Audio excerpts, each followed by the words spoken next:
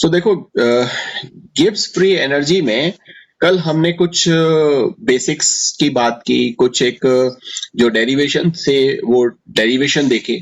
आज हम एक्चुअली में समझेंगे कि जो गिब्स फ्री एनर्जी है उसका यूज हम कहाँ कर सकते हैं। तो कुछ सिस्टम्स को हम कंसिडर करेंगे और उस सिस्टम को कंसिडर करके हम यह देखने की कोशिश करेंगे कि किस तरह से गिब्स फ्री एनर्जी हमारे जो डेली लाइफ है उसमें काम आती है, या हमारा जो लेबोरेटरी है या इंडस्ट्रीज हैं वहां पर अगर किसी भी केमिकल प्रोसेस को करवाना हो या किसी भी फिजिकल प्रोसेस को करवाना हो तो गिब्स फ्री एनर्जी का जो इक्वेशन है या उसकी जो कही हुई बात है उसको हम किस तरह से यूटिलाइज करते हैं। तो अल्टीमेटली हमने अब तक जो थर्मोडायनेमिक्स में पढ़ा उसमें जो हमने लास्ट जो चीज पढ़ी स्पॉन्टेनिटी, हम उस पर अभी चल रहे हैं। और स्पॉन्टेनिटी का मतलब है कि कोई भी चीज, कोई भी रिएक्शन, कोई भी प्रोसेस होगा या नहीं होगा। और उसी को लेते हुए हमने बहुत सारी चीजें डिस्कस की। हमने एनर्जी के बारे में डिस्कस किया जहां पे हमने कहा कि हर एक केमिकल प्रोसेस या हर एक फिजिकल प्रोसेस इस तरह से अपने आप को चेंज कर रहा है कि वो अपनी एनर्जी को क्या कर रहा है, कम से कम करने की कोशिश कर रहा है। अगर उसकी एनर्जी लूज हो रही है, कम से कम अगर वो हो रही है, तो वहां पे स्टेबिलिटी उसकी क्या हो रही है, बढ़ रही है। लेकिन बहुत सारे प्रोसेसेस हमने देखे जहां पर एनर्जी बढ़ रही थी फिर भी वो स्टेबल हो रहे थे। बाद में फिर हमने एंट्रोपी पर बात की और हमने कहा कि जो एंट्रोपी है वो बढ़ रही है लगातार। उन प्रोसेसेस में अगर एंट्रोपी बढ़ती है तो हम कहते हैं कि वो एक स्पॉन्टेनियस प्रोसेस हो सकता है, एक स्टेबिलिटी की तरफ वो मूव कर रहा है। लेकिन कुछ प्रोसेसेस हमने ऐसे भी देखे जहां पे एंट्रोपी क्या हो रही थी, घट रही थी, कम हो रही थी, उसके बावजूद भी वो प्रोसेस स्पॉन्टेनियस थे।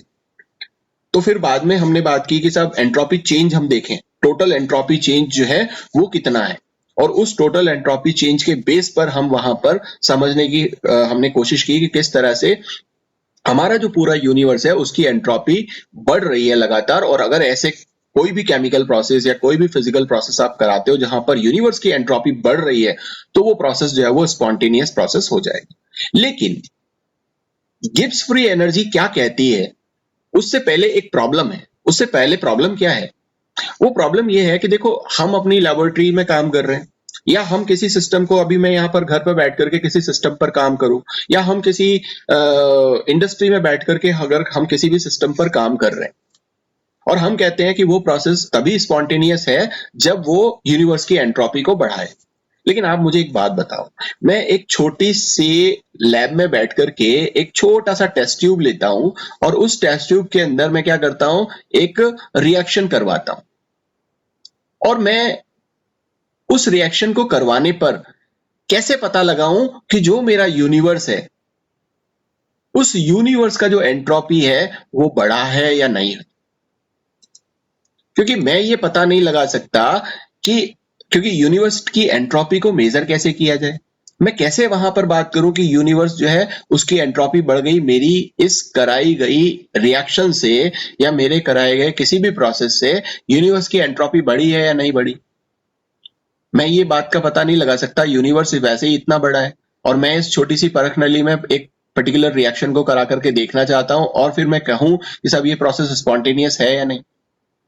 तो गिब्स फ्री एनर्जी हमें ये एक सुविधा देता है कि हम एक छोटे से सिस्टम पर भी अगर काम करते हैं तो उस छोटे से सिस्टम की जो स्पॉन्टेनिटी है कि वो स्पॉन्टेनियस है या नहीं है, उस बात को क्या कर सकता है, कंफर्म कर सकता है या मॉनिटर कर सकता है, या हम वहां पर वो डिटरमाइन कर सकते हैं। इसलिए गिब्स फ्री एनर्जी एक काफी इंपॉर्टेंट टॉपिक हो जाता है।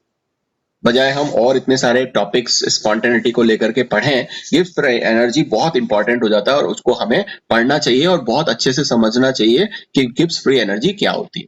और गिब्स फ्री एनर्जी बहुत ज्यादा टिपिकल भी नहीं है, आपको सिंपल कुछ जो बातें हैं वो आनी चाहिए। वो छोटा सा जो एक मैथमेटिक्स आपको मालूम है, जो छोटा सा लेन देन वाला जो एक मैथमेटिक्स होता है वो आपको आना चाहिए और हमें गिब्स फ्री एनर्जी समझ में आ जाती है।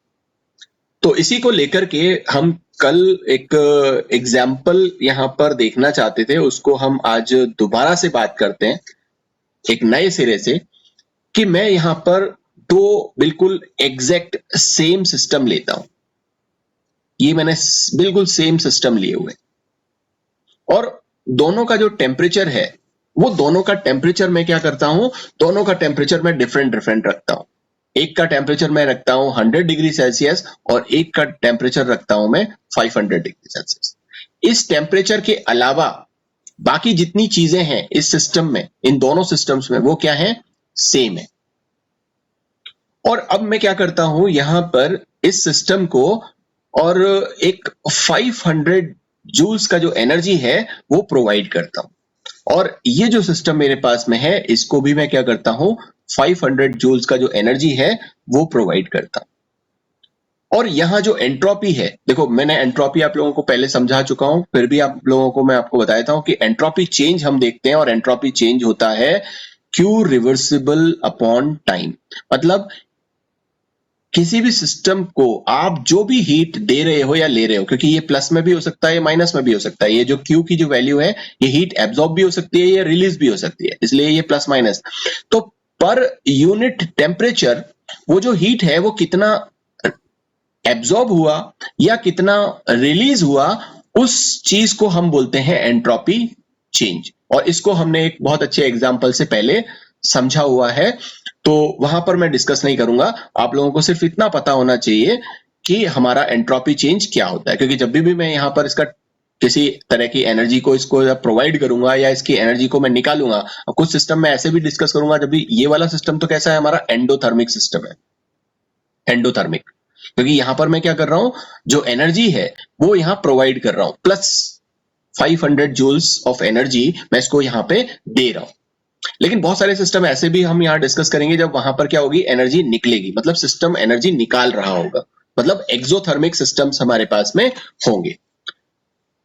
तो ये जो एनर्जी है, ये जो Q है, ये क्या हो जाएगा, ये हो जाएगा हमारे पास में T डेल्टा S। इसको अगर हम क्रॉस मल्टीप्लीकेशन करें तो ये वैल्यू हमारे पास में आ जाती है, और ये फिर क्या आ जाता है हमारे पास में, Q एक हीट आ जाती है, ठीक है। और क्योंकि एंट्रोपी क्या दिखाती है, एंट्रोपी दिखाती है कि कोई भी हमारा सिस्टम जो है वो सिस्टम कॉन्ट्रैक्ट हो रहा है और या वो सिस्टम एक्सपैंड हो रहा है, क्योंकि दो ही चीजें हो सकती हैं, या तो उसकी एंट्रोपी बढ़ेगी या उसकी एंट्रोपी क्या होगी, घटेगी।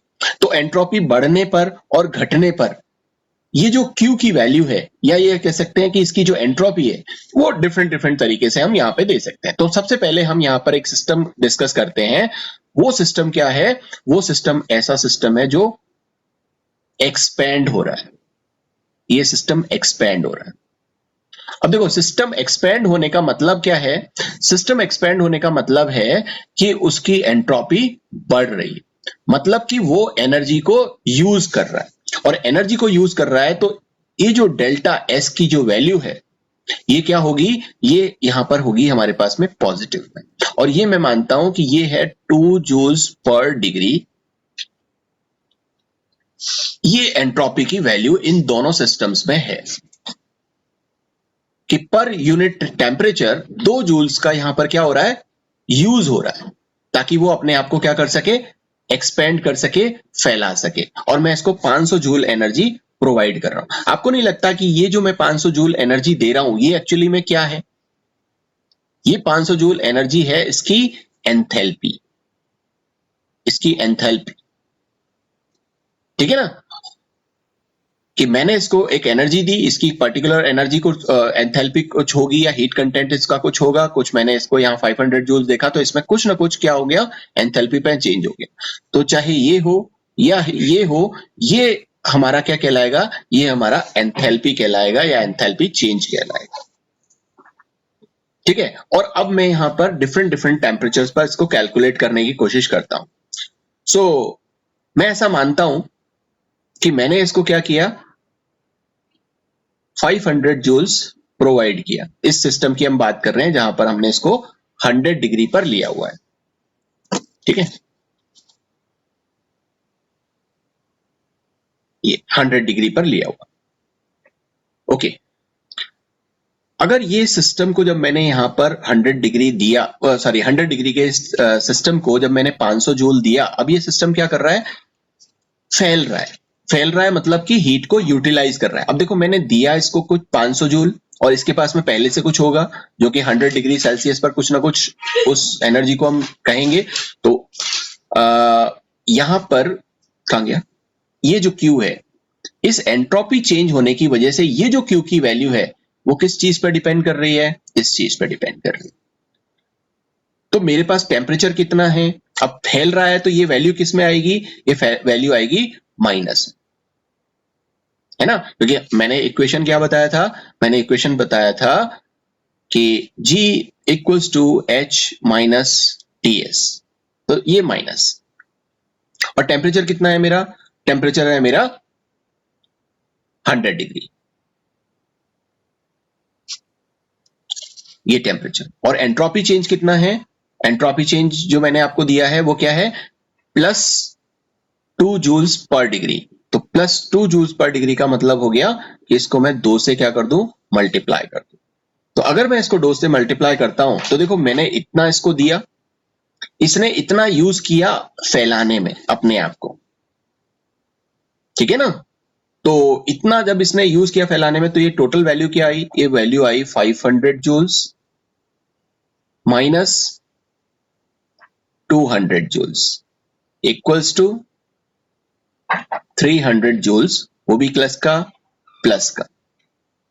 मतलब मैंने इसको 500 जूल दिया, इसने 200 जूल का यूज किया अपने सिस्टम को फैला, अब उस सिस्टम को फैलाने में, अपने आप को फैलाने में, फिर भी इसके पास में अभी क्या बचा, अभी 300 जूल बचा। आपको नहीं लगता कि जब मैं किसी भी सिस्टम की बात कर रहा हूं और अगर एनर्जी की बात करूं, ये अगर एनर्जी है और ये कुछ इस तरह से अगर होता है, सॉरी, कि ये कुछ इस तरह से होता है कि ये मेरा रिएक्टेंट था और ये मेरा प्रोडक्ट था, तो प्रोडक्ट की एनर्जी रिएक्टेंट से ज्यादा है। आप यहां पर देखो कि मैंने इसको 500 जूल दिया, इसने सिर्फ 200 जूल का यूज किया और 300 जूल इसके पास में पहले से है, तो पहले से इस रिएक्टेंट की कुछ ना कुछ एनर्जी रही होगी और मैंने इसको यहां पर दिया, तो ये जो टोटल एनर्जी डिफरेंस अभी इसका आ रहा है, ये क्या आ रहा है, 300 जूल्स का आ रहा है। मतलब इस रिएक्टेंट की एनर्जी प्रोडक्ट की एनर्जी से 300 जूल्स डिफर करती है, मतलब प्रोडक्ट की एनर्जी ज्यादा है। और हमें पता है कि वही चीज स्टेबल होती है जो कैसी होगी, जिसकी एनर्जी कम होगी।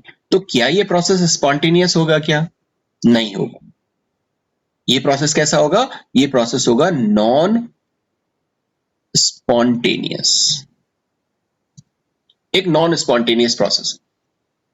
हमारा इक्वेशन क्या कहता था, हमारा इक्वेशन अगर मैथमेटिकली देखें तो हमारा इक्वेशन कहता था delta G equals to delta H minus T delta S, यही था ना। और अगर मैं यहां पर बोलूं कि डेल्टा H की वैल्यू क्या थी, डेल्टा H की वैल्यू थी 500 जूल्स, टेम्परेचर क्या था, टेम्परेचर हमारे पास में था 100 डिग्री, एंट्रोपी क्या थी, एंट्रोपी चेंज हमारे पास में था पर यूनिट टेम्परेचर 2 जूल्स, तो ये हमने 2 जूल्स, तो ये वैल्यू क्या हो गई, ये 500 joules minus 200 joules equals to plus का 300 जूल्स। तो जो हमने बात यहां पर कही थी गिब्स ने, वही चीज हमने यहां पर जनरल उसमें देखी कि साहब कितना एनर्जी गया हमने दिया और कितना एनर्जी उसने यूटिलाइज किया, और जो बचा वही आपकी क्या होती है, फ्री एनर्जी होती है। और वो फ्री एनर्जी कैसी होनी चाहिए, माइनस में होनी चाहिए। क्यों, क्योंकि वो अपनी एनर्जी को यहां पर क्या होना चाहिए, वो उसकी एनर्जी रिएक्टेंट से या इनिशियल जो स्टेट है उससे कम हमें यहां पर देखने को मिलनी चाहिए। अगर हम इसको 500 डिग्री पर देखें, अब इसको इस तरह से, तो 500 डिग्री पर देखते हैं, तो देखो मैंने इसको क्या किया, 500 जूल दिया, माइनस इसने क्या किया, अपने आप को एक्सपेंड किया, है ना, कितना डिग्री कितना उससे एक्सपेंड किया, इसका टेम्परेचर था 500, कितना 2 जूल पर डिग्री से इसने अपने आप को एक्सपेंड किया, तो 500 मल्टीप्लाइड बाय 2 इक्वल्स टू क्या आया, ये आया मेरे पास में 500 joules minus 1000 joules equals to, अब जो वैल्यू आई वो क्या आई, माइनस 500 जूल्स। ये जो डेल्टा जी का वैल्यू आ रहा है वो किस में आ रहा है, माइनस में आ रहा है। इसका मतलब कि हमने इसको 500 जूल्स दिया और इसने अपने आप को 2 जूल्स पर डिग्री के हिसाब से एक्सपेंड किया, और 2 जूल्स पर डिग्री के हिसाब से एक्सपेंड करने पर इसने जितना हमने इसको दिया, हमने दिया इसको 500 था, लेकिन इसने खर्चा कितने का किया? खर्च इसने कर दिया अपने आप को फैलाने में 1000 जूल का। तो टोटल इसकी जो वो जो एनर्जी होगी वो क्या हो जाएगी? कम हो जाएगी। और कम अगर हो जाती है तो यहां पर अगर आप इस ग्राफ को देखोगे तो ये ग्राफ क्या आएगा? कुछ इस तरह का आएगा कि ये रिएक्टेंट है और ये यहां पर प्रोडक्ट है, तो इतना एनर्जी इसका क्या हो गया? कम हो गया। तो ये प्रोसेस कैसा हो जाएगा? ये प्रोसेस हो जाएगा स्पॉन्टेनियस प्रोसेस। अब देखो रिएक्शन कैसी थी? एंडोथर्मिक। हमने यहां पर भी और यहां पर भी दोनों ही केसेस में क्या किया? 500 जूल्स का एनर्जी इसको प्रोवाइड किया था, और दोनों ही केसेस में देखा था ये 500 जूल का एनर्जी लेकर के ये क्या कर रहा है? अपने आप को एक्सपेंड करवा रहा है, इसको अपने आप को फैला रहा है। और फैला किस रेट से रहा है? वो हमने कहा कि 2 जूल्स पर डिग्री सेल्सियस के रेट से इसने अपने आप को फैलाया। तो जो चीज कम टेम्परेचर पर नॉन स्पॉन्टेनियस थी, वही प्रोसेस ज्यादा टेम्परेचर पर क्या हो जाता है? स्पॉन्टेनियस हो जाता है। और आपने लेबोरेटरीज में कई बार देखा भी होगा, हम क्या करते हैं कि किसी एक रिएक्शन को करवाते हैं, ठीक है ना? हम कहते हैं कि साहब ये हमारे पास में एक रिएक्टेंट है और इसको हमको प्रोडक्ट में कन्वर्ट करना है, और फिर हम यहाँ क्या करते हैं? एक टेम्परेचर लिख देते हैं कि साहब ये 500 डिग्री पर होगा या ये यहाँ पर 200 डिग्री पर होगा। लिखते हैं कि नहीं लिखते हैं? ऑर्गेनिक जब हम केमिस्ट्री में कुछ रिएक्शंस जब आप पढ़ते हो तो हमेशा ये टेम्परेचर जरूर लिखते हैं कि किस टेम्परेचर पर ये रिएक्शन होगी। ये क्यों लिखते हैं? ये इसीलिए लिखते हैं क्योंकि वो जो रिएक्शन है वो उस पर्टिकुलर टेम्परेचर पर स्पॉन्टेनिटी दिखाती है या स्पॉन्टेनियस होती है, या ये कह सकते हैं कि हो सकती है।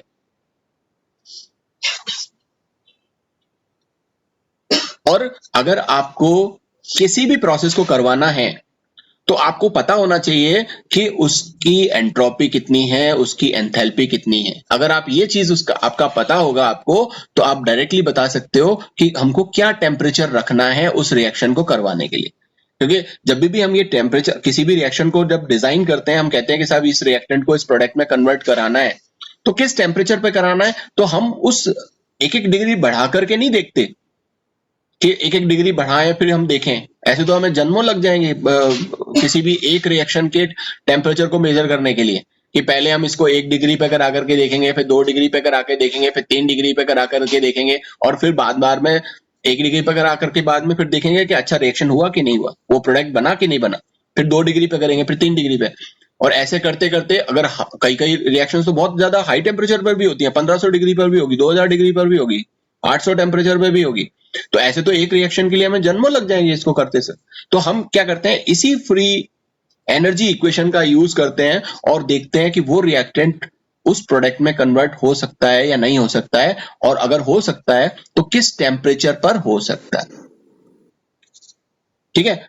सो आई थिंक आप लोगों को ये चीज यहां पर थोड़ी सी समझ में आई होगी कि क्या। तो यहां ये जो डेल्टा जी है, ये जो फ्री एनर्जी है, डेल्टा जी के जो वैल्यू है, ये डेल्टा जी का वैल्यू हमेशा क्या आना चाहिए? निगेटिव में आना चाहिए। मतलब कि उसकी टोटल एनर्जी क्या होनी चाहिए? कम होनी चाहिए। ये डेल्टा एच जो है वो क्या होना चाहिए? ये दो हो सकते हैं, प्लस माइनस हो सकते हैं। तो मैंने आपको बताया कि अगर एंडोथर्मिक हम ले रहे हैं तो डेल्टा एच की वैल्यू प्लस रख देंगे, एक्सोथर्मिक हम दे रहे हैं तो ये जो डेल्टा एच का जो वैल्यू है वो हम माइनस लिख देंगे। तो इस डेल्टा एच को आप क्या बोलोगे? इस डेल्टा एच को बोलोगे कि हीट या तो एब्जॉर्ब हो रही है या हीट रिलीज हो रही है। टेम्परेचर तो आपको मालूम ही है टेम्परेचर क्या है, और इस टेम्परेचर के साथ में हमने यहां पर ये क्या लिया हुआ है? हमने लिया हुआ है डेल्टा एस। और ये जो डेल्टा एस जब इस टी के साथ में हम इसको मल्टीप्लाई कर देते हैं, तो ये वाला जो हीट है, ये वाला भी तो एक हीट ही हमें नजर आया। ये हमारे पास क्या था? ये हमारे पास एक हीट था क्यू। और ये हीट क्या है? ये हीट वो है जो या तो यूटिलाइज हो सकता है या प्रोड्यूस हो सकता है उस रिएक्शन के दौरान या उस केमिकल प्रोसेस के दौरान। ठीक है ना? तो यहां पर आप देखो, इस वाले प्रोसेस में जब ये 100 डिग्री पर था तो उस समय क्या हो रहा है? उस समय आप देखोगे कि 200 जूल का यूज कर रहा है, और यहां पर क्या हो रहा है 1000 जूल का। तो ये 1000 जूल का मतलब क्या हुआ, ये रिलीज हुई है और यहां पर ये एब्जॉर्ब हुई है। काम तो दोनों में आई है, लेकिन यहां पर दी गई एनर्जी से कम है इसलिए हम कहेंगे कि इतना यूज हुआ, और यहां पर दी गई एनर्जी से ज्यादा है इसलिए हम कहेंगे कि टोटल जो हीट है वो क्या है, निकली। ठीक है ना। तो हीट चाहे यहां तो यूटिलाइज भी हो सकती है ये वाली, और हम ये कह सकते हैं ये प्रोड्यूस होने वाली हीट भी हो सकती है किसी भी प्रोसेस को करने के दौरान। तो ये एक हमारा सिस्टम था, जिस सिस्टम में हमने सिर्फ ये देखा कि 100 डिग्री और 500 डिग्री पर अगर हम किसी भी एक प्रोसेस को कराते हैं तो क्या होता है। एक और जल्दी से कंडीशन हम यहां पर स्टडी करते हैं फटाफट से, कि हम यहां पर एक सिस्टम लेते हैं और ये दूसरा सिस्टम लेते हैं। इस सिस्टम को हम 100 डिग्री पर रखते हैं, इस सिस्टम को आप 500 डिग्री पर रखते हैं, और यहां पे क्या करूंगा, वही सेम डेल्टा एच, यहां पर मैं प्लस वही 500 जूल का जो एनर्जी है वो इसको प्रोवाइड करूंगा। यहां पे भी मैं क्या कर रहा हूं, जो डेल्टा एच है वो मैं यहां पे प्लस 500 जूल्स का इसको प्रोवाइड कर रहा हूं। और लेकिन इस समय क्या हो रहा है, इस समय सिस्टम कॉन्ट्रैक्ट हो रहा है। इस समय सिस्टम जो है वो अपने आप को एक्सपेंड नहीं कर रहा, बल्कि क्या कर रहा है, अपने आप को संकुचित कर रहा है, सिकुड़ रहा है सिस्टम।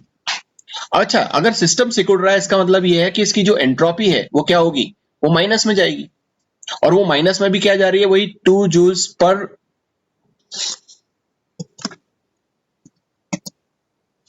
डिग्री सेल्सियस जा रही है। ठीक है ना। यहां पर माइनस क्यों लिया है, क्योंकि यहां पर एंट्रोपी क्या होगी, घटेगी।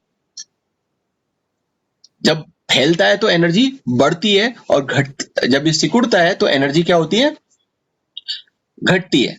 तो एंट्रोपी जब घट रही है इस वजह से हमने इसको क्या लिया, माइनस में लिया। ओके, अब आप इसको सेम यूज कर लो। मैंने कितना दिया, 500 जूल्स। इसने अपने आप को क्या किया है, कॉन्ट्रैक्ट किया है, और कॉन्ट्रैक्ट किस उस पर किया है, ये माइनस का साइन, और यहां पर कॉन्ट्रैक्ट इसने किया है 100 जूल का, ये वो है सिस्टम, और यहां पर इसने कॉन्ट्रैक्ट किया है -2 जूल्स से, और -2 जूल्स से किया है तो ये क्या हो जाएगा, ये हो जाएगा आपका 500 जूल्स, और ये माइनस क्या हो जाएंगे, ये माइनस माइनस प्लस हो जाएंगे, और ये 100 multiplied by 2 equals to 200 joules हो जाएगा। तो यहां पर आप देखो कि ये वैल्यू आएगी आपकी +700 जूल्स। अगर आप यहां देखोगे तो यहां मैंने वही 500 जूल्स क्या किया है, इसको प्रोवाइड किया है, और ये आपका -500 डिग्री पर ये है, और टोटल इसका जो कॉन्ट्रैक्ट होने में जो काम में ले रहा है वो 2 जूल्स पर डिग्री। तो ये जो आया वैल्यू हमारे पास में क्या आया, ये माइनस माइनस फिर प्लस हो जाएगा, और ये 1000 जूल्स, और यहां आप देखोगे कि ये जो वैल्यू हो जाएगी वो क्या हो जाएगी, ये 1500 जूल्स। आप चाहे इस केस में देख लो जो डेल्टा जी का वैल्यू है, चाहे इस केस में डेल्टा जी का वैल्यू देख लो, दोनों ही केसेस में जो डेल्टा जी का जो वैल्यू आ रहा है वो किस में आ रहा है, वो प्लस में आ रहा है। यहां पे भी प्लस में आ रहा है और यहां पे भी प्लस में आ रहा है। इसका मतलब क्या है कि अगर सिस्टम कॉन्ट्रैक्ट हो रहा है, और कॉन्ट्रैक्ट होता हुआ जो सिस्टम है उसका टेम्परेचर चाहे कुछ भी हो, चाहे वो 100 डिग्री पर हो, चाहे वो 500 डिग्री पर हो, अगर कॉन्ट्रैक्ट हो रहा है तो जाहिर सी बात है कि ये वाला जो टर्म होगा ये किस में आएगा, प्लस में आएगा। और अगर ये प्लस में आएगा तो ये भी प्लस में है, मैंने एंडोथर्मिक प्रोसेस किया हुआ है, तो ये प्लस और ये प्लस दोनों हमेशा क्या करेंगे, इस एनर्जी को बढ़ा देंगे, और एनर्जी को अगर बढ़ा देंगे तो आपका ये जो सिस्टम है वो हमेशा क्या आएगा, प्रोडक्ट का जो एनर्जी है वो हमेशा ज्यादा रहेगा, और रिएक्टेंट का जो एनर्जी है वो हमेशा कम रहेगा, और ये प्रोसेस कैसा हो जाएगा, ये प्रोसेस सभी टेम्परेचर्स पे, चाहे वो कम टेम्परेचर हो चाहे ज्यादा टेम्परेचर हो, सभी टेम्परेचर्स पर ये प्रोसेस हो जाएगा non spontaneous at all temperatures, at all temperature, सभी टेम्परेचर्स पर ये क्या हुआ, नॉन स्पॉन्टेनियस प्रोसेस, ये प्रोसेस नहीं हो सकता। तो हम उस रिएक्शन को करेंगे ही नहीं। क्यों? क्योंकि हमने देखा कि चाहे हम कोई सा भी टेम्परेचर रख लें वो रिएक्शन होगा ही नहीं, क्योंकि सिस्टम अपने आप को क्या कर रहा है, मैं इसको हीट भी दे रहा हूं और ये अपने आप को क्या कर रहा है, कॉन्ट्रैक्ट भी कर रहा है। जबकि होना क्या चाहिए, जब मैं इसको हीट प्रोवाइड करूं इसको एक्सपैंड होना चाहिए था, क्योंकि हीट लेकर के और ये अपने आप को संकुचित कर रहा है, इसका मतलब ये सिस्टम पॉसिबल नहीं है, चाहे आप कोई भी टेम्परेचर रख लो। ठीक है, इसी तरह से हम एक और प्रोसेस की बात करते हैं, एक और सिस्टम की बात करते हैं। यहाँ पे देखो, अभी थोड़ा सा देर से शुरू किया था हमने, इसलिए इसको खत्म करके ही जाएंगे। और अभी वेबएक्स ने क्या किया हुआ है कि आपको कुछ दिन तक का एक ग्रेस पीरियड दिया हुआ है। तो वैसे तो हमारा 1 घंटे में क्लास खत्म हो जाता है, बट अभी नहीं होगा, तो उसका हम पूरा फायदा उठा लेते हैं। कॉलेज में आज थोड़ा देर से चला जाऊंगा।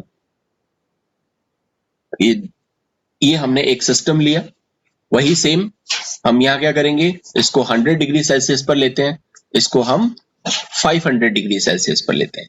अब मैं क्या करता हूं, अब मैं यहाँ पर एक्सोथर्मिक रिएक्शन करूंगा। एक्सोथर्मिक रिएक्शन का मतलब है कि अब जो मेरा डेल्टा एच होगा वो क्या होगा, -500 जूल्स की ये एनर्जी जो है वो क्या कर रहा है, निकाल रहा है ना, मैंने उल्टा निशान लगा दिया यहाँ पे। तो ये एनर्जी क्या कर रहा है, रिलीज कर रहा है। तो इसका जो डेल्टा एच का जो वैल्यू होगा वो क्या होगा, वो -500 जूल्स है। और इसमें जो टोटल एंट्रोपी चेंज हो रहा है, ये हम पहले क्या मानते हैं, पहले हम ऐसा मानते हैं कि साहब ये सिस्टम क्या कर रहा है, फैल रहा है। मतलब ये एनर्जी निकाल भी रहा है, एक्सोथर्मिक है, और साथ में फैल भी रहा है, अपने आप को फैला भी रहा है, एनर्जी निकालते हुए अपने आप को फैला रहा है। ये सारे के सारे सिस्टम, दोनों सिस्टम क्या कर रहे हैं, अलग अलग टेम्परेचर्स पर फैल रहे हैं। तो इसका जो एंट्रोपी चेंज होगा, फैलने वाला एंट्रोपी क्या होता है, वो होता है पॉजिटिव में। तो पॉजिटिव 2 जूल्स पर डिग्री पर ये फैल रहा है। अब यहां पर आप इसको करके देख लो, तो जाहिर सी बात है कि यहां जो एनर्जी है, मैं इसको क्या कर रहा हूं, 500 जूल एनर्जी ये दे रहा है, निकाल रहा है। और टेम्परेचर कितना है, टेम्परेचर है हमारा 100 डिग्री, प्लस 2 जूल्स पर डिग्री से ये फैल रहा है। तो ये वैल्यू क्या आएगा, -500 जूल्स, और ये -200 जूल्स। तो ये वैल्यू क्या हो गया, -700 जूल्स। और -700 जूल्स का मतलब क्या हुआ कि ये जो सिस्टम है इसका जो फ्री एनर्जी है वो डिक्रीज हो रहा है, माइनस का साइन आया।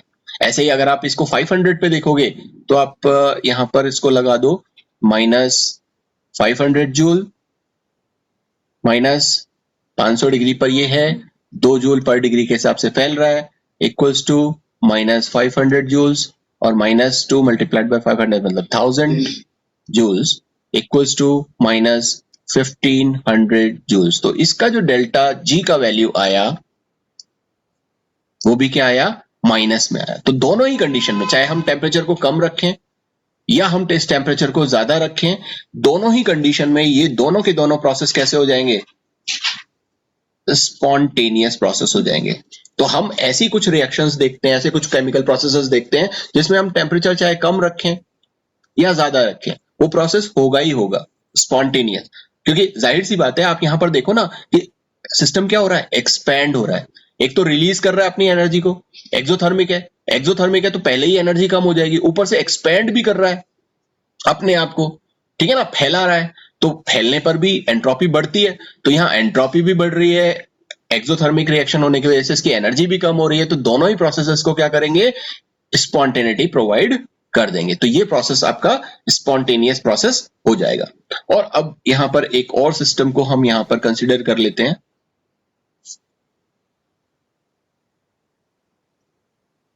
कि ये हम यहां पर एक सिस्टम लेते हैं और ये दूसरा सिस्टम लेते हैं, इसको हम 100 डिग्री पर रखते हैं, इसको हम 500 डिग्री पर रखते हैं, 500 डिग्री सेल्सियस पर, और अब हम क्या कर रहे हैं, अब इस सिस्टम को हम हीट इससे निकाल रहे हैं, ठीक है ना। पहले हमने दो सिस्टम देखे जो कैसे थे, एंडोथर्मिक थे। अब हम ये दो सिस्टम देख रहे हैं जो एक्सोथर्मिक है। और यहां पर जो डेल्टा एच की वैल्यू है वो कितना है, वो माइनस में है। सो ये -500 जूल्स। और यहां पर भी जो डेल्टा एच है उसका वैल्यू है -500 जूल्स, -500 जूल्स। अब दोनों ही केसेस में हम इसको यहां पर, अच्छा एक चीज और कि यहां पर जो सिस्टम है वो क्या हो रहा है, कॉन्ट्रैक्ट हो रहा है, कि ये हीट निकाल भी रहा है और अपनी कॉन्ट्रैक्शन भी कर रहा है। कॉन्ट्रैक्शन का डायरेक्टली मतलब होता है कि हीट को बढ़ाना, मतलब कि जो एंट्रोपी है वो एंट्रोपी किस में होगी, वो -2 जूल पर डिग्री सेल्सियस। तो ये कॉन्ट्रैक्ट कर रहा है अपने आप को। तो यहां पर आप देख लो, ये जो डेल्टा जी है इक्वल्स टू क्या हो जाएगा, मैंने इसको क्या किया, 500 जूल्स का एनर्जी इससे निकाल लिया, मतलब इसने निकाल दिया। और ये कॉन्ट्रैक्ट हो रहा है, तो कॉन्ट्रैक्ट हो रहा है तो साथ में क्या कर रहा है, एनर्जी को, यहां पर जो टेम्परेचर है वो कितना है, 100 डिग्री। और कॉन्ट्रैक्ट हो रहा है तो ये -2 जूल्स पर डिग्री के हिसाब से कॉन्ट्रैक्ट हो रहा है। तो यहां आ जाएगा ये -500 जूल्स, और ये माइनस माइनस क्या हो जाएंगे, प्लस हो जाएंगे। तो ये हो गया प्लस, और ये हो गया हमारे पास में 200 जूल्स। तो ये जो वैल्यू आया, ये वैल्यू क्या आया, ये वैल्यू आया आपका -300 जूल्स। और अगर आप यहां पर देखते हो तो ये जो डेल्टा जी का वैल्यू है ये क्या होगा, ये होगा आपका 500 जूल्स माइनस 500 डिग्री पर ये है, और -2 जूल पर डिग्री के हिसाब से ये कॉन्ट्रैक्ट हो रहा है। तो -500 जूल्स माइनस, ये माइनस माइनस क्या हो जाएंगे, ये माइनस माइनस हो जाएंगे प्लस, और ये माइनस माइनस प्लस हो जाएंगे तो ये हो जाएगा 1000 जूल। और यहाँ पर ये प्लस की वैल्यू ज्यादा है तो मेरे पास जो वैल्यू बची वो क्या बची, +500 जूल। तो यहाँ जो डेल्टा जी का वैल्यू है और यहाँ जो डेल्टा जी का वैल्यू है, दोनों आप देखोगे एक जगह माइनस है और एक जगह प्लस है। तो ये जो प्रोसेस होगा, ये प्रोसेस कैसा होगा, स्पॉन्टेनियस प्रोसेस। और ये जो प्रोसेस होगा वो कैसा होगा, नॉन स्पॉन्टेनियस प्रोसेस। मींस कि हायर टेम्परेचर पर, ये हायर टेम्परेचर पर ये प्रोसेस कैसा है, नॉन स्पॉन्टेनियस। तो अगर आपका प्रोसेस ऐसा है जो एक्सोथर्मिक है और सिकुड़ रहा है, तो ज्यादा टेम्परेचर अगर आप रखते हो तो वो प्रोसेस कैसा होगा, नॉन स्पॉन्टेनियस। आप देखो कॉन्ट्रैक्शन के दौरान क्या होगा, ये हीट रिलीज कर रहा है, और एक्सोथर्मिक पहले ही है तो पहले भी एक्सोथर्मिक और भी हीट रिलीज कर रहा है, तो जो सिस्टम है उसकी एनर्जी तो बहुत बढ़ जाएगी। तो एनर्जी बढ़ जाएगी तो वो प्रोसेस होगा ही नहीं। आप यहां पर देखो एनर्जी उसकी बढ़ती जाएगी बढ़ती जाएगी, तो ये दोनों में जो डिफरेंस होगा रिएक्टेंट और प्रोडक्ट में वो क्या होगा, बहुत ज्यादा।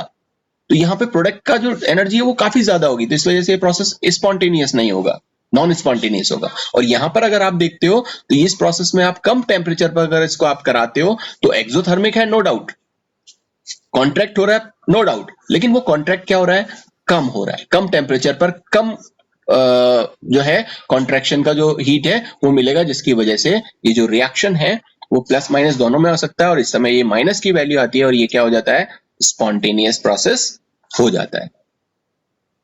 ओके, सो ये यहां पर हमने गिब्स फ्री एनर्जी को पढ़ा कि गिब्स फ्री एनर्जी कब ज्यादा होगी, कब कम होगी। उस हिसाब पर हम एक चार्ट बना सकते हैं।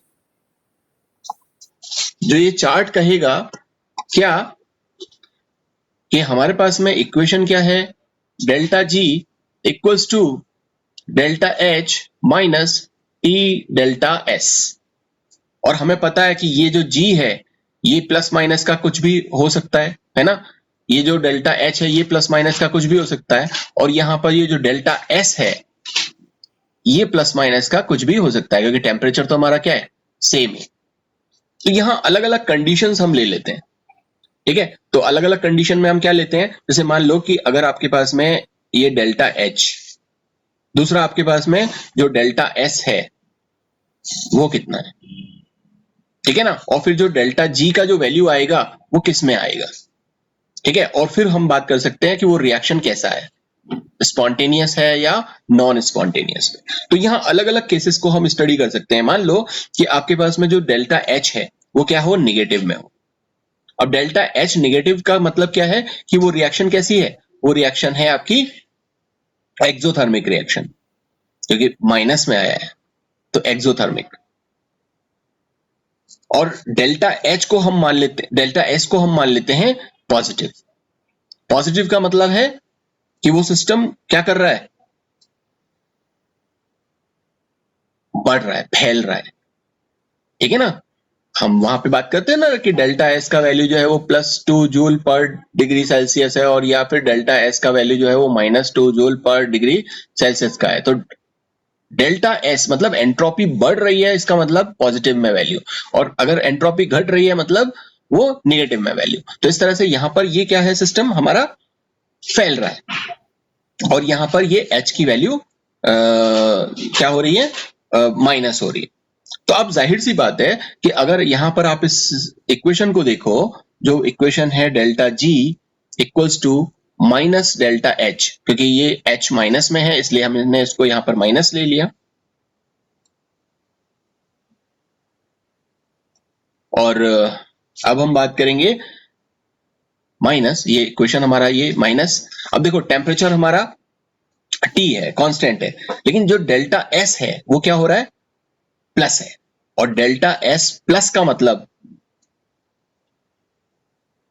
ये डेल्टा एस प्लस का मतलब ये माइनस और प्लस, माइनस प्लस क्या रहेंगे, माइनस ही रहेंगे, ये माइनस प्लस माइनस रहेंगे। तो जो हमारा टेम्परेचर है वो कुछ भी हो, डेल्टा एस का वैल्यू भी माइनस में ही रहेगा, क्योंकि ये माइनस प्लस माइनस रहेगा ना। तो अगर ये वैल्यू माइनस में आ रही है, ये वैल्यू भी माइनस में आ रही है, तो ये जो टोटल जो जी का वैल्यू आएगी वो हमेशा क्या आएगी, निगेटिव में, क्योंकि ये दोनों ही वैल्यूज निगेटिव में। तो चाहे हम कोई भी टेम्परेचर ले लें, ये जो प्रोसेस है इसमें डेल्टा जी का वैल्यू हमेशा निगेटिव आएगा, और ये प्रोसेस जो है वो कैसा हो जाएगा, स्पॉन्टेनियस प्रोसेस हो जाएगा। इस तरह से दूसरा केस हम ले सकते हैं। दूसरे केस में हम कह सकते हैं कि साहब हमने यहाँ पर डेल्टा एच का जो वैल्यू है वो नेगेटिव रखा, ये भी जो हमारा रिएक्शन है वो एक्सोथर्मिक रिएक्शन ही है, और जो डेल्टा एस है उस डेल्टा एस को हम मान लेते हैं निगेटिव। तो ये भी निगेटिव माना हमने और डेल्टा एच भी निगेटिव माना, तो हमारा इक्वेशन देख लेते हैं। हमारा इक्वेशन क्या कहता है, हमारा इक्वेशन कहता है delta G equals to minus delta H minus, अब देखो टी तो है ही, और डेल्टा एस कैसा है, माइनस में, तो डेल्टा एस को मैं यहाँ पे माइनस में रखता हूं तो माइनस प्लस क्या हो जाएंगे, ये प्लस हो जाएंगे। तो ये जो मेरा इक्वेशन हो जाएगा वो क्या हो जाएगा, प्लस टी डेल्टा एस। अब यहां पर वैल्यू पॉजिटिव में भी आ सकती है और वैल्यू निगेटिव में भी आ सकती है। ये तो वैल्यू आई निगेटिव और ये वैल्यू है पॉजिटिव, लेकिन ये जो डेल्टा एस है, सॉरी डेल्टा जी है, ये पॉजिटिव भी आ सकता है और ये निगेटिव भी आ सकता है। पॉजिटिव कब आएगा, पॉजिटिव तब आएगा जब ये वैल्यू ज्यादा हो, और ये वैल्यू ज्यादा कब होगी, जब टेम्परेचर ज्यादा होगा, ठीक है ना। तो अगर ये प्लस आ रहा है, ये प्लस, तो ये प्लस कब आएगा, जब टेम्परेचर ज्यादा हो, है ना। तो आप यहां पर लिख सकते हो पॉजिटिव कब आता है, एट हाई टेम्परेचर, और नेगेटिव कब आता है, नेगेटिव जब आएगा जब ये जो डेल्टा एच की जो वैल्यू है ये अगर ज्यादा होती है, ठीक है ना, क्योंकि डेल्टा एच मान लो 1000 है और ये जो टी डेल्टा एस जो है ये कितनी है, ये 500 ही है या ये 200 ही है, तो ये डेल्टा एच ज्यादा होगा तो ये वाली वैल्यू निगेटिव में आ जाएगी। तो ये निगेटिव कब आएगा, एट लो टेम्परेचर। ये क्या हुआ, तो लो टेम्परेचर पर ये वैल्यू हमारी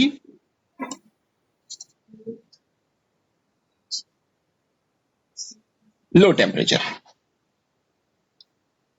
इसी तरह से हमारे पास एक सिचुएशन और हो सकती है, वो सिचुएशन क्या होगी कि हम इसको मान लेते हैं पॉजिटिव। अब तक हमने इसको माना था एक्सोथर्मिक, अब इसको मान लेते हैं हम कि ये रिएक्शन कैसा है, एंडोथर्मिक है, प्लस एच हमारे पास यहां पर आ रहा है, और डेल्टा एस जो है उसको भी हम प्लस मान लेते हैं, पॉजिटिव।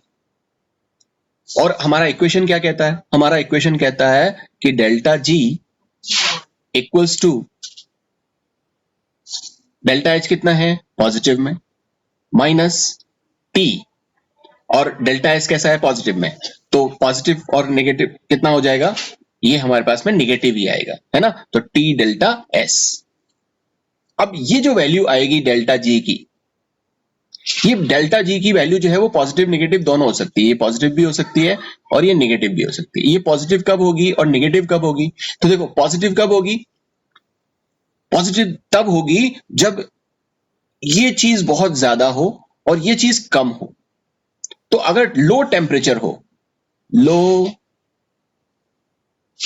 टेम्परेचर, तो ये टी डेल्टा एस, अगर टी कम है तो ये टी डेल्टा एस क्या हो जाएगा, कम हो जाएगा। कम हो जाएगा तो डेल्टा एच में से जब आप को माइनस करोगे इसको, तो ये वैल्यू क्या आएगी, पॉजिटिव में आएगी। तो ये पॉजिटिव वैल्यू जो है वो लो टेम्परेचर पर आएगी। और ये माइनस कब आएगी, माइनस तब आएगी जब आपने टेम्परेचर क्या रखा हो, ज्यादा। तो आप यहां पे रख सकते हो कि जब हाई टेम्परेचर होगा तो जो वैल्यू है हमारे पास में डेल्टा जी की, वो माइनस में आएगी। ठीक है, और हम क्या कह सकते हैं, एक और सिचुएशन बच सकती है कि यहां पर जो डेल्टा एच का वैल्यू है वो हम पॉजिटिव में माने, मतलब वही एंडोथर्मिक रिएक्शन हम मानते हैं, और ये जो वैल्यू है डेल्टा एस की वो माइनस हो रही है। तो ये हमारा जो इक्वेशन है, वो इक्वेशन में अगर हम इसको पुट करें तो हम देखेंगे कि डेल्टा एच जो है वो हमारा पॉजिटिव में है, हमने उसको ले लिया, माइनस अब हमने क्या किया, डेल्टा एस जो है उसको निगेटिव में लिया है ना, मतलब वो कॉन्ट्रैक्ट हो रहा है। तो यहां ये जो टी है और ये जो डेल्टा एस, अब ये डेल्टा एस हमने निगेटिव में ले लिया, तो ये वैल्यू क्या हो जाएगा, ये डेल्टा एच और ये minus plus minus minus plus हो जाएगा, तो ये प्लस टी डेल्टा एस। ये वैल्यू हमारे पास में हमेशा क्या आएगा, देखो ये वाली भी वैल्यू पॉजिटिव में है और ये वाली भी वैल्यू पॉजिटिव में है, तो ये हमेशा पॉजिटिव आएगा, हमेशा पॉजिटिव। और हमेशा जब पॉजिटिव आएगा, चाहे वो कोई भी टेम्परेचर हो, at all temperatures, all temperatures, चाहे हम कोई सा भी टेम्परेचर रखें, दोनों वैल्यू पॉजिटिव में है, तो ये जो प्रोसेस होगा, अब इसमें भी देखो ये नेगेटिव आ रहा है, तो ये प्रोसेस हमारा स्पॉन्टेनियस हो गया। यहां पर स्पॉन्टेनियस कब होगा, जब ये हाई टेम्परेचर पर होगा, सॉरी लो टेम्परेचर पर होगा, क्योंकि नेगेटिव वैल्यू कब आ रही है, लो टेम्परेचर पर आ रही है। ये जो इक्वेशन है, इस इक्वेशन में हम देखते हैं कि स्पॉन्टेनियस कब होगा, जब हाई टेम्परेचर हम रखते हैं। और ये प्रोसेस स्पॉन्टेनियस कब होगा, ये स्पॉन्टेनियस होगा ही नहीं, क्योंकि हमेशा इसका वैल्यू क्या आ रहा है, पॉजिटिव आ रहा है, और हमेशा पॉजिटिव आ रहा है, तो at all temperature non spontaneous. ये प्रोसेस जो था वो हमेशा क्या आता था, पॉजिटिव नेगेटिव। तो ये क्या होगा, ये एट ऑल टेम्परेचर, ये क्या रहेगा, स्पॉन्टेनियस। तो इस तरह से ये जो हमारे पास में अलग अलग सिचुएशंस हमने यहां पर कंसीडर करी, और इन अलग अलग सिचुएशंस में जो हमारा डेल्टा एच का वैल्यू है, मतलब वो एक्सोथर्मिक रिएक्शन है या वो एंडोथर्मिक रिएक्शन है, और वो एंडोथर्मिक के दौरान वो एक्सपेंड हो रहा है या वो कॉन्ट्रैक्ट हो रहा है, एक्सपेंड और कॉन्ट्रैक्ट, उसके बेस पर हमने यहाँ पर पता कर लिया कि रिएक्शन हमारी कैसी हो सकती है। तो यहाँ पर ये पॉजिटिव वैल्यू भी आ सकती है, इसकी ये नेगेटिव वैल्यू भी आ सकती है, इसकी पॉजिटिव वैल्यू भी आ सकती है और इसका नेगेटिव वैल्यू भी आ सकती है, और इसका वैल्यू हमेशा यहाँ पे क्या रहेगा, पॉजिटिव रहने वाला है। ठीक है ना, तो यहाँ ये देख लो कि ये नेगेटिव कब हो रहा है, यहाँ ये देख लो कि ये नेगेटिव कब हो रहा है। तो ये नेगेटिव हो रहा है हाई टेम्परेचर पर, ये नेगेटिव हो रहा है एट लो टेम्परेचर पर, ये तो स्पॉन्टेनियस है ही, और ये सभी टेम्परेचर्स पर नॉन स्पॉन्टेनियस है, क्योंकि यहाँ वैल्यू जो है वो पॉजिटिव में आ रहा है। ठीक है, सो इस तरह से आप इस चीज को बहुत आसानी से समझ सकते हो, गिब्स फ्री एनर्जी को, कि कब कोई रिएक्शन होगी और कब कोई रिएक्शन नहीं होगी। ठीक है, सो ये हमारा गिब्स फ्री एनर्जी वाला पार्ट था जो अभी खत्म हो गया। और अब जो हम नेक्स्ट बात करेंगे वो हम बात करेंगे थर्ड लॉ ऑफ थर्मोडायनेमिक्स और नर्न्स्ट इक्वेशन की। ठीक है, सो उस पर डिस्कशन हम करेंगे कल।